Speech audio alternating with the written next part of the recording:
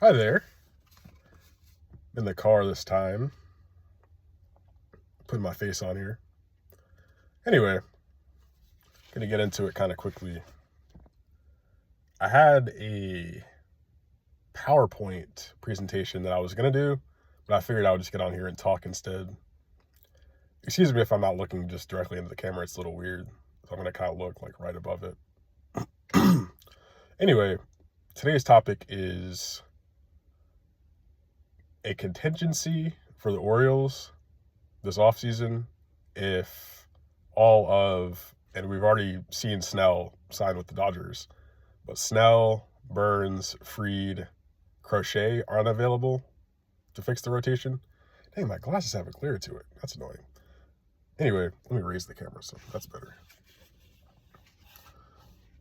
So yeah, basically going over what the Orioles can do if none of those guys are there to still have what I would say an acceptable rotation, and also what they can do with the rest of that money, which there's money somewhere. They only spend like 32%, maybe it's 36%. It's not a high revenue to wage, or I guess the reverse of that, however you want to look at it, ratio. And that's part of the issue that they're having, because they can get to the playoffs now 2 years in a row, but they aren't winning. And look at the teams they've lost to. The Rangers spent a bunch of money. The Royals lost 100-something games, I think. It was like 106, right? Something like that. Someone fact checked me there. But they spent a lot of money to make the playoffs. They spend on their big star and make the playoffs. What a shock. So this is actually not doing too much trade-wise either.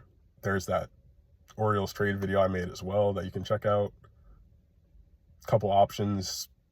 Luzardo, Montgomery, the guys from Seattle. I don't think I'll mention those here. Already been talking about 2 minutes, but just going over some options, starting with the needs. Let's go over the needs quickly. So the Santander leaving, obviously bringing him back is an option. I don't think that'll happen. I think they'll be happy to get that draft pick. There's an outfielder that's needed, with that being the case. With James McCann becoming a free agent, that means they need a catcher to back up Adley Rutschman, since they don't really have one. After that, we have, as I mentioned, the pitching. And that's kind of the point of this exercise, trying to think outside the box in a sense.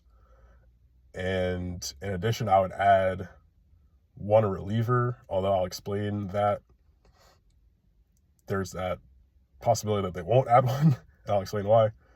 And then a bit of a talk about some extensions, that if there's this money out there, they have to have some money. They've talked about the money all the time. They have new owner, David Rubenstein. Where's the money? Let's do something with that money. So let's start with catcher. I'll give two options.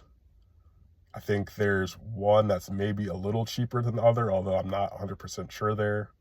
So Elias Diaz, he was with both the Rockies and Padres this past year. Don't have too much to say about him. He's pretty good behind the plate, does pretty well against righties, which Adley's better against lefties, so there is that. Despite being a right-handed hitter, Diaz could help there, catching, say, 40% of the time, let Adley catch the rest or something like that. Or maybe Adley, yeah, I think that's about right. Maybe DH 40% of the time, something like that, since you saw first base options. Then we have Yasmani Grandal. That's sort of a lesser option. He's maybe a better veteran presence, so to speak, if that's what your priority is. They're both from a Spanish-speaking background, so that shouldn't be an issue. There's some guys on the team, obviously, that are Latino, Hispanic, whatever you want to say. So he's a switch hitter, but he's better from the left. Adley's better from the right. Same general thought there. Going down to outfield, I already mentioned Santander. Some other, I would say, better options, but there's competition, would be Jurickson Profar and Tyler O'Neill. Tyler O'Neill, the thinking is you have Kjerstad. he'd be getting a lot of the game time anyway, but Tyler O'Neill has injury problems. That's what he's kind of known for at this point. So it would help to have two guys there. He could play left or right, depending. So say Kjerstad's playing well, O'Neill's healthy, lefty's pitching, you can put him in left. Kjerstad's not hitting lefties well, not hitting in general well, you could have him start in right. There's that option. A lesser, probably cheaper option is Randall Grichuk. Not too much to say about him. 2 former Cardinals, that's kind of funny. And then the kind of bottom of the barrel, so to speak, is Tommy Pham and Mark Canha. They're both older. Both would just hit against lefties here and there. It is what it is. Of those, I could see them being cheap enough and not going with O'Neill, although I think that's a good fit. He's played in the AL East before with Boston. He's been around. When he's good, he's really good. He does strike out a fair bit, though, which is annoying. My pick would be Profar, but I also don't know if he would leave, and I don't know if the Orioles would sign him. I think he would be cheaper and a shorter deal, potentially, than Santander, so there is sense there.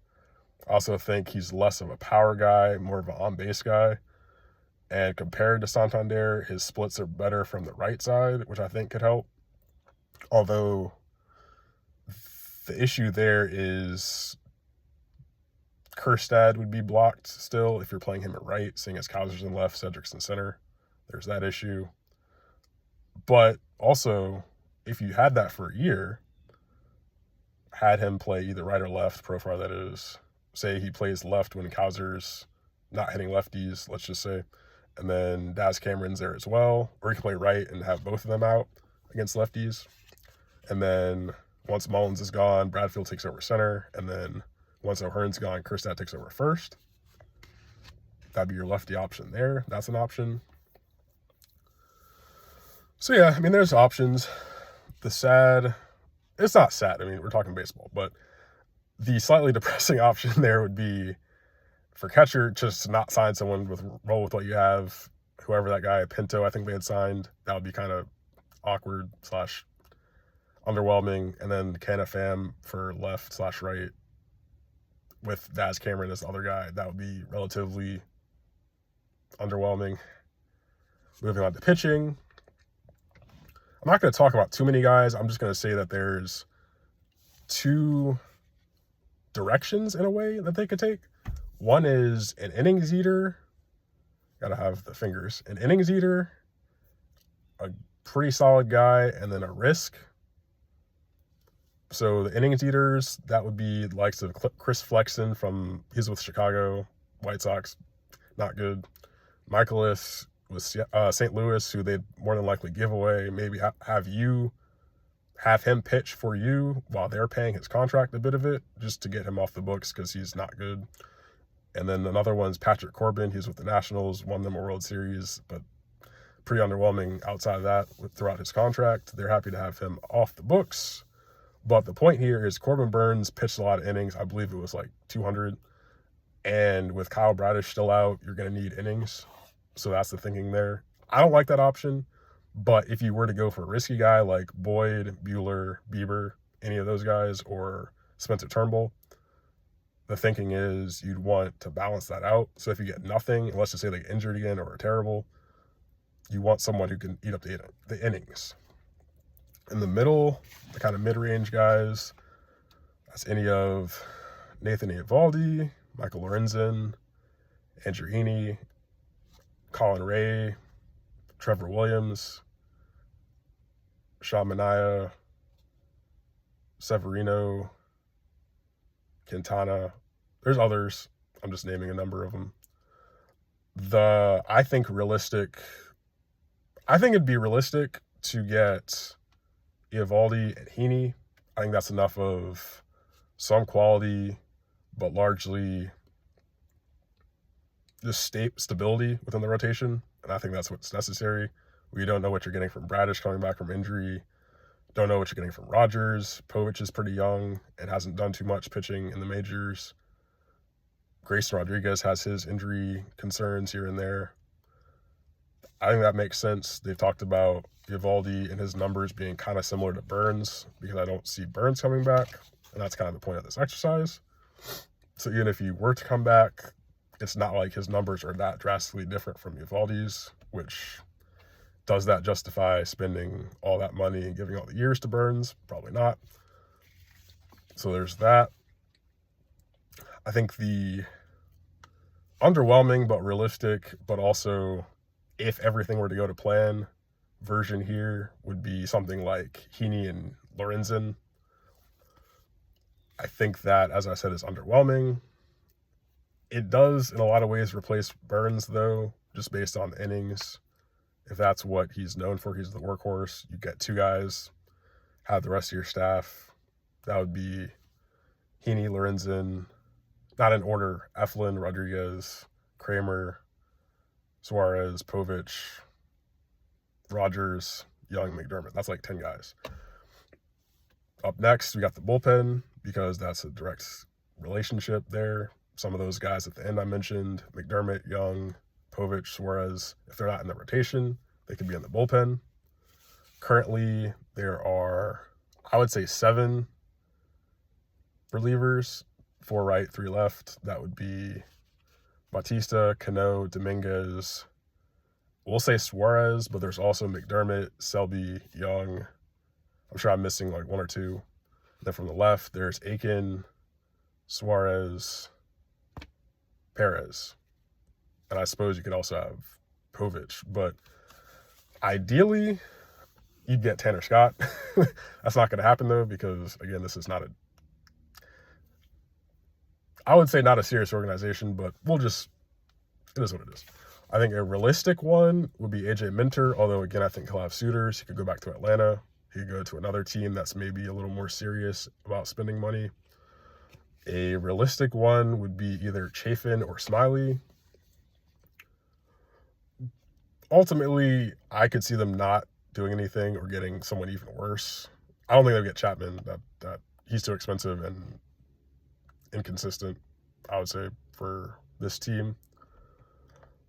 I've seen talk of Clay Holmes or trading for like Helsley or Williams. I don't see that happening simply because money. If they're not going to spend to sign a top starter, why would they do that for the bullpen? They do have numbers. So there's that. Lastly, getting around to extensions, because as I said, there's supposed to be money around. If there's not money, then I don't know what's going on here. What's the point? But if there is money, you got to start thinking about extensions, because as of now, Adley Rutschman's getting into his arbitration years. His first one is going to be 2025. Then he'll have 26 and 27. If there's no extension, he's a free agent after 27. Add a year for Gunnar Henderson.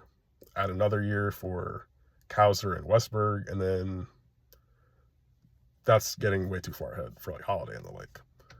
The point is, you've got guys whose contracts are coming up now, and then guys whose contracts are coming up a bit down the road, but you don't want to get to that point like the Blue Jays are right now, where your best players' contracts are all running out and you might be in deep water.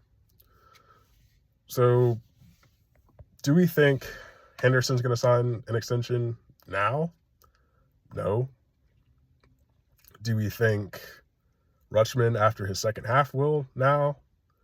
I think the value would have to come out from the Orioles to justify that from his perspective, seeing as that was a bad second half, negating the first half, and he'll want the leverage of, hey, I just had a good season before I sign, so I can get max value. So that kind of eliminates both of those. I think it's a little early for Kauser. Westberg, that's debatable. You got to see if he's going to regress, although that would be maybe the time for one of those two. That's a question, though. What do you guys think?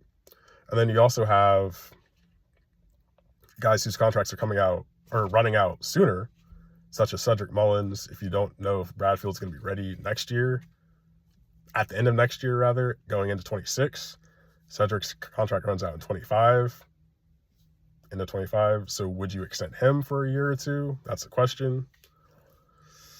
I think you could give him a year. Same thing with Eflin. If you're not sure what you're going to get from Bradish, you don't know what Grayson's going to be doing. You might extend Eflin for a year or two. There's also Mateo, Soto, and Dominguez. Urias is the year after that. Mountcastle's the year after that. But I don't think you necessarily... It would be one thing if you traded Mayo and then you want to keep Adley behind the plate long term. But if he's going to go to first, I don't see the point in extending Mountcastle, especially if Mayo is still around, because that's kind of a built-in first base replacement. Soto and Dominguez, again, I'm not sure about them. They weren't there that long. The pitching was an issue in the playoffs. You got to see what they do over a season, really, before even...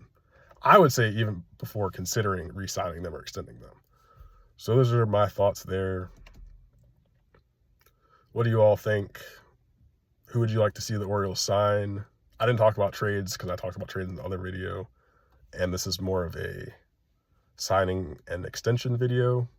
What do you guys think about the extensions? What do you guys think about the options I suggested to sign? Thanks for watching, and I'll see you all in the next one.